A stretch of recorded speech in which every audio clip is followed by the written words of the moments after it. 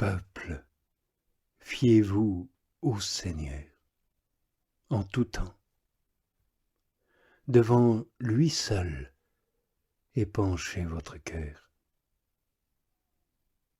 Notre seul abri, c'est Dieu. Oui, rien que vanité, les gens du commun, et mensonges, les gens de condition. Si tous les fils d'hommes montaient dans la balance, ils seraient moins qu'un souffle. Ne vous fiez pas à vos raisonnements. Ne mettez pas de vains espoirs dans le calcul. Si vos affaires s'accroissent, n'y attachez pas votre cœur. Dieu n'a dit qu'une parole. 2 fois je l'ai entendue. La puissance est à Dieu, au Seigneur la vérité. Et tu rends à chacun selon ses œuvres.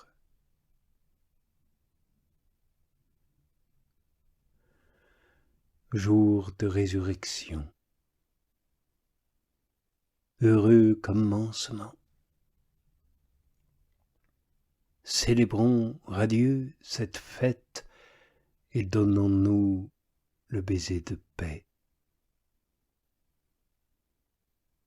J'espère que celui qui est aujourd'hui ressuscité d'entre les morts me renouvellera en esprit, me revêtira de l'homme nouveau et donnera à sa nouvelle création, ceux qui sont nés en Dieu, de bons ouvriers, prêts à mourir et à ressusciter avec le Christ Jésus. Autrefois, on immolait l'agneau, on oignait de son sang les montants des portes, l'Égypte pleurait ses premiers-nés, l'exterminateur nous épargnait, devant ce signe qu'il respectait et redoutait, un sang précieux nous protégeait. Aujourd'hui, purifiés, nous avons fui l'Égypte, le Pharaon, ce cruel souverain et ses impitoyables gouverneurs. Nous ne sommes plus condamnés au mortier et à la brique, et nul ne nous empêchera de célébrer en l'honneur du Seigneur notre Dieu le jour où nous sommes sortis d'Égypte, et de le célébrer non pas avec le vieux levain de la malice et de l'injustice, mais avec les azimes de pureté et de vérité, sans rien emporter de l'impie ferment d'Égypte. Oui, je suis crucifié avec le Christ, et avec lui, je suis glorifié. Je meurs avec le Christ, et avec lui, je revis. Je suis enseveli avec le Christ, et avec lui, je sors du tombeau. Portons donc nos prémices à celui qui a souffert et qui est ressuscité pour nous. Croyez-vous que je parle ici d'or, d'argent, d'étoffes, de pierreries rares, faibles biens de la terre? Ils ne sortent du sol que pour tomber presque toujours entre les mains de scélérats, esclaves d'ici-bas et du prince du monde. Non, offrons nos propres personnes. C'est le présent le plus précieux aux yeux de Dieu et le plus proche de lui. rendons à son image ce qui lui ressemble le plus. Reconnaissons notre grandeur, honorons notre modèle, comprenons la force de ce mystère et les raisons de la mort du Christ Jésus. Soyons comme le Christ Jésus, puisque le Christ Jésus a été comme nous. Soyons des dieux pour lui, puisqu'il s'est fait homme pour nous. Il prend le pire pour nous donner le meilleur. Il se fait pauvre pour nous enrichir par sa pauvreté. Il prend la condition de l'esclave pour nous procurer la liberté. Il s'abaisse pour nous exalter. Il est tenté pour nous voir triompher. Il se fait mépriser pour nous couvrir de gloire. Il meurt pour nous sauver. Il monte au ciel pour nous attirer à lui, nous qui roulions dans l'abîme du péché. Donnons tout, offrons tout à celui qui s'est donné comme prix, comme rançon. Nous ne donnerons rien d'aussi grand que nous-mêmes. Si nous avons compris ces mystères et sommes devenus pour lui tout ce qu'il est devenu pour nous.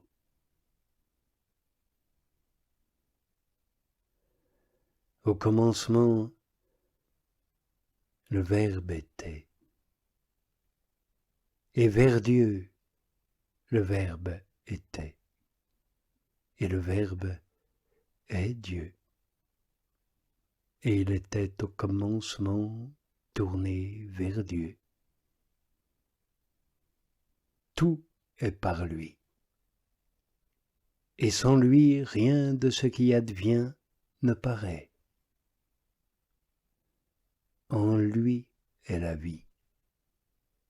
Et la vie est la lumière des hommes.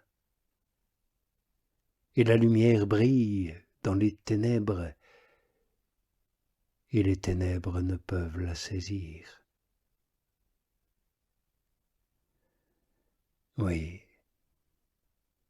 l'homme aura beau exercer ses desseins et ses facultés pour tenter d'arriver jusqu'à la divinité et s'imaginer qu'il en fait la volonté et en savoure les douceurs, il ne goûtera pas à Dieu, ni ne fera sa volonté. Car il n'agira pas d'une manière divine et spirituelle, mais d'une manière humaine et naturelle, comme il goûte les autres créatures ou comme elles ont coutume d'agir. Car les véritables biens, autrement dit les seuls qui mènent à Dieu et qui soient véritablement utiles et à soi-même et au prochain et à l'Église, ne vont pas de l'homme vers Dieu, mais ils descendent de Dieu vers l'homme.